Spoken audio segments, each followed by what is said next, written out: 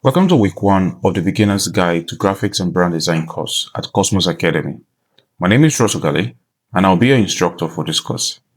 For first week, which is our module one, we'll be looking at the design fundamentals and visual thinking and our learning objectives. And what this means is that what we hope to achieve at the end of this particular module includes for each and every one of us to be able to explain the core principles of visual design. We should be able to analyze design principles using appropriate terminology. We also should be able to apply basic composition techniques to arrange visual elements. All right, before we get really clearly into our learning objectives, it's important for us to build our knowledge from the very beginning. For some of us right here, we have heard about the word graphic design before. For some others, we have a bit of an understanding about graphic design. And for some, surprisingly enough, never heard the word graphic design. Now, what really is graphic design?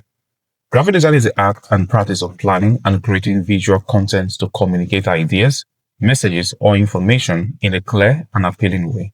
It combines text, images, colors, shapes, and layouts to solve communication problems and engage audience.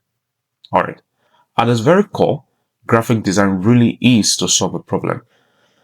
And it really is as well as to engage audience. Imagine walking down the street and you see a piece of graphic design poster, or as popularly say, a graphic design flyer. The reason why the flyer will call to you, and the reason why you may stop to look into the particular flyer and read the information on the flyer, is because the flyer actually looks appealing, or the poster looks appealing. It may either be a digital design or a design you see on billboard when you're moving on, driving along the road, or maybe it's a design you see on the screen at the shopping mall. So the reason why the design calls to you is because first, the design looks visually appealing, and when you go closer, the design is made up of text, images, colors, shapes, and is arranged in a particular layout to be able to communicate information to you. So it's important for us to understand that graphic design is meant to solve communication problems. They're meant to make communication a bit more exciting. They're meant to get us to really understand the intent of the person who is passing that particular message. Now, understanding this is very critical to the rest of the course, because when you understand the fact that graphic design is a means for us to be able to communicate to audience, but means for us to be able to engage audience, we'll be able to build a very strong foundation understanding on why it works and how it works. A good design requires thinking, principles and all laws, communication, as well as solving a problem. Now, what this basically means that for every good design, it requires one to actually think about what he or she wants to implement in that particular design. We don't go getting started into anything we want to do without actually thinking about it. So for every design which you see out there, for every design you may have interacted with in the past, thoughts went into it. And this thought is the reason why it communicates in a certain way to you and it feels a certain way to you. Now let's start looking into what makes a really good design from the very beginning. Now the thinking aspect of graphic design are categorized into two. First, we have design thinking. Design thinking is a problem-solving approach that focuses on understanding people's needs and creating innovative solutions through creativity, collaboration, and testing. The second, we have visual thinking. It is the process of using images, diagrams, drawings, symbols, and visual organization to understand processes and communicate information. First, let's look into what design thinking really is.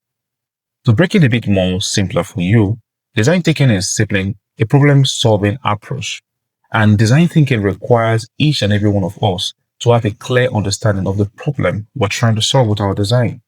When we have this basic understanding of what problem we're trying to solve with our design, we then go further to come up with innovative solutions or come up with ideas that we believe would be able to solve this particular problem.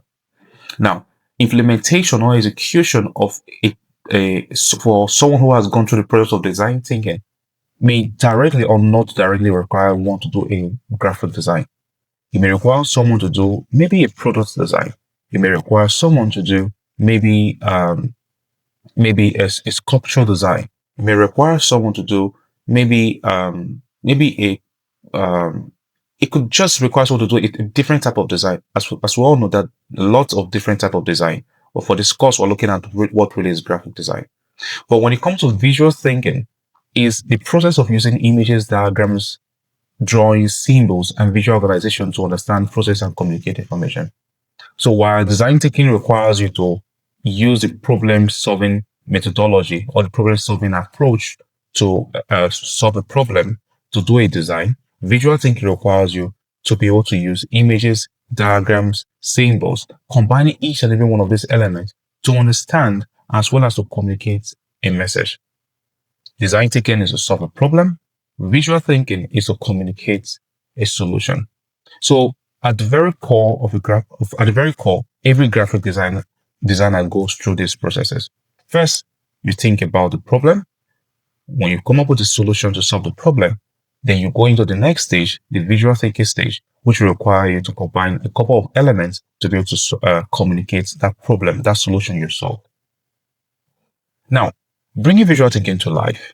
What really brings visual thinking to life? Amongst other things, what brings visual thinking to life are called design elements. Now, design elements are the basic building blocks used to create any design, whether in graphic design, art, architecture, or product design. They are the visual ingredients that designers combine to communicate ideas effectively. Design elements at the very core are the most basic building block of every single design. Now let's look into what design elements are made up of. Design elements are made up of 1. Lines and shapes. A line is a mark that connects 2 points. Lines can be straight, curved, thick, thin, or patterned.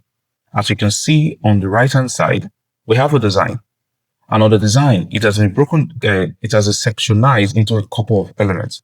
So on the very beginning, we have the light pink as on a dark background, and it's made up of that's making 4 square lines combined together to give you a very pleasing pattern. And the next slide, we have a burnt orange with a light pink as well as a white color.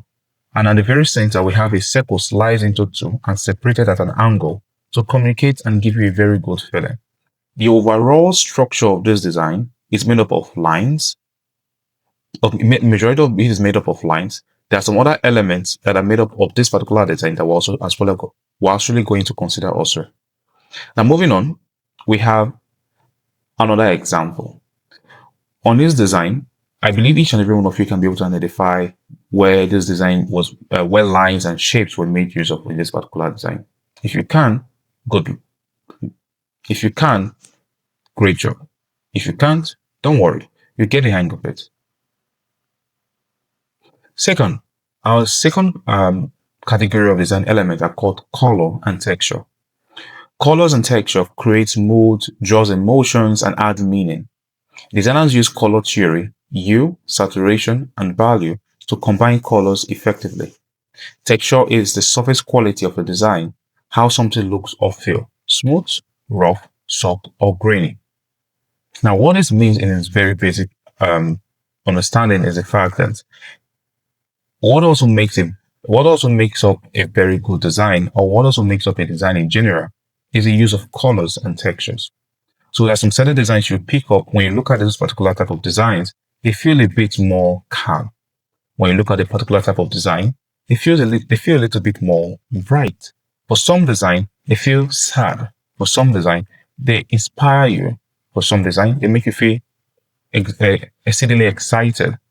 And what makes each and every one of those designs beyond the use of the text, the lines, and other things that would be used for the design are the colors. Colors create the atmosphere, the mood around a design. As you can see on the right-hand screen, we have an example. Holy, colorfully placed on a background that seems a bit rough and scratchy. Now, the background is what we call texture because it has a very rough edge to it. If we had this text holy on a very plain white background, it would have communicated something entirely different to you. But for this, it communicates something a bit more exciting, but at the same time, rough and grainy. Now, let's look into some other examples.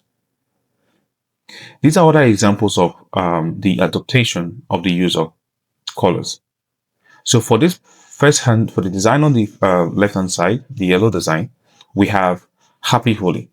Communication is in pink and a little bit of dark light green with the general background of yellow. Now, this design makes you feel very happy and it looks a bit more like a kid's design, don't you think? Moving on, we have the next design that is made up of gradients.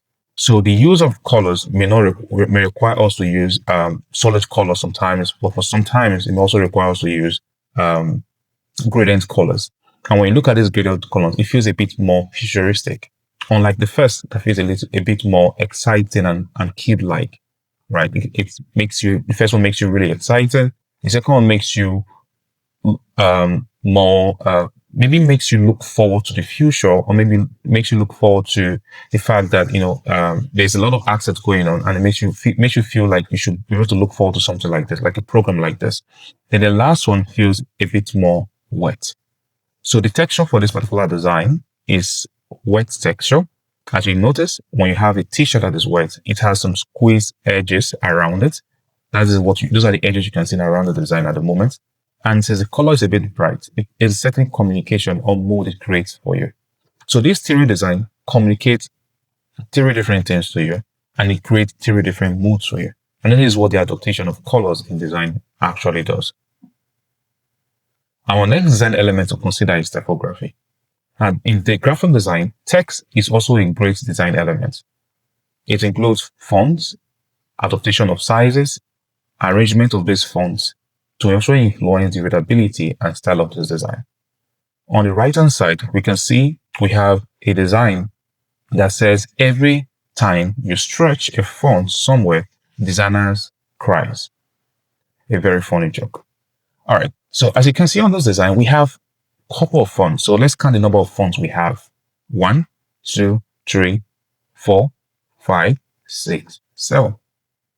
We have 7 different type of fonts used for this particular design, but the overall design still feels put together. The overall design still looks very, very interesting. And notice something. Some fonts are smaller than some are bigger than some. And for some fonts, they have each of these different 7 fonts, they have different styles. So this is what it means to be able to make use of typography as a means to communicate design, or as a means to communicate messages to audiences. Let's consider other examples. Other examples include this. So for this, we have your designs goes here. So you can see the use of the font that has been skewed. So it creates this immersive feel for you, unlike the one we had for the very first time. Now, for this particular design, they made it with a single font, unlike what we also saw on the first design that made it for 7 different fonts. And the next design we have, keep moving forward. Now, this entire typography looks a bit more friendly, right? This design looks a bit more friendly than this. And it's friendly, and even the message itself makes you feel loved, makes you feel a bit more connected, makes you resonate really with you, and tells you to keep moving forward. Now, this is another type of typography that was used. Is different from these, and for each of these 2 designs, they both communicate different messages, and the use of the fonts was also necessary to be able to communicate the ideas. So sometimes we have to pick fonts that actually resonate with the type of message you want to communicate. You don't want to use a scary font to communicate keep moving forward, right? You want to use a very playful font to say your design goes here. Next, we have the next design element called form.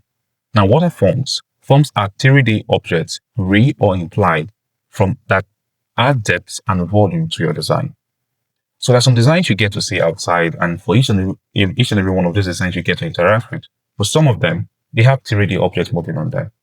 And this 3D object gives this design an immersive feel. It's like it's drawing you into the design. And on the left-hand side, we can see an example for that kind of design. The title says, designs that are visible to all. You can see at the very center, we have a cube-like 3D object moving at the very center.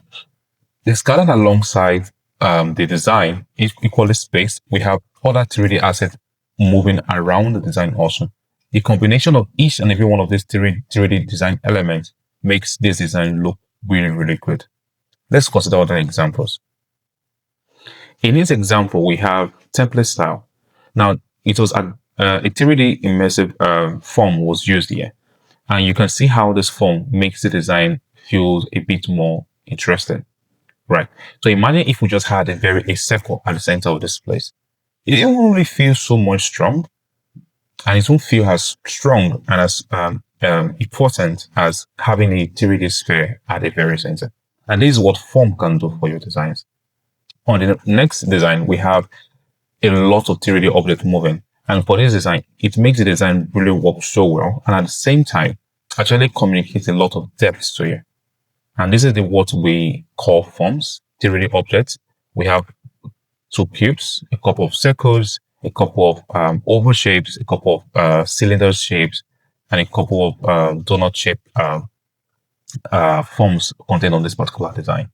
So with these two designs, the design intention was to communicate depth, to communicate realism, meaning that they want to make it a bit more realistic for you, because we as humans get to interact with the 3D world. So having a design communicated in 3D format actually makes the design feel a bit more realistic, right?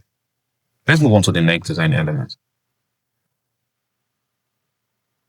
All right, so that sums it up for all our design elements. So it means that while others may consider a couple of more advanced design elements to be able to make up a design, we have considered only 7 in this course. And for the 7, we've considered line, shapes, colors, textures, space, form, and typography. Now we can see how important it is for us to be able to use design elements to communicate our ideas and communicate our solutions to our audiences. Next, we're moving into the next category of the next quality that makes up a good design, which includes the laws and the principles. Now, what are the principles that guide the use of design elements? Now, understanding we've started with the thinking, what pattern of thought a graphic designer should have, which includes design thinking, which is the which is primarily really the ability for a designer to think in terms of solving a problem. Then we've also looked into visual thinking, which is the intention of the designer to be able to communicate that problem to his audience. And in design thinking, we'll be able to see that design thinking requires the use of a couple of elements. And recently we've considered the adaptation of the use of design elements. And then amongst the design elements, we've looked at lines, typography, form, colors, textures, and a couple of other design elements. So each and every design element, how do they work? What are the principles and laws that guide the use of this design element? This is what we're going to be considering in this next section.